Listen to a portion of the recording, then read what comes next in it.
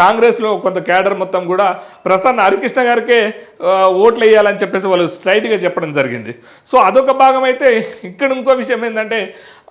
మనకు party fund ఇచ్చిండు కాబట్టి కాంగ్రెస్లో చర్చ ఏంటంటే పార్టీ ఫండ్ నరేందర్ రెడ్డి గారు ఇచ్చారు ఢిల్లీ ఎన్నికల ప్రచారం కోసం కాబట్టి మనం కూడా వెళ్ళి ప్రచారం చేయాల్సినటువంటి అవసరం ఉందనే ఒక భావనతోనే ఇక్కడ సీఎం రేవంత్ రెడ్డి వచ్చిండనేది ఒక చర్చ జరుగుతుంది తప్ప గెలిచే సీటు కాదు, ఇది గెలిచే అవకాశం ఉంది కాదు, ఏదో ప్రచారానికి రాలేదు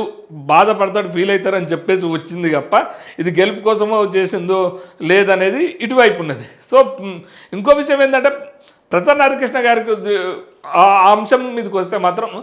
బలంగా బీసీలలో బలంగా బీసీ వాదం అనేది ఉన్నప్పటికీ కూడా మళ్ళీ గత నేపథ్యం చూస్తే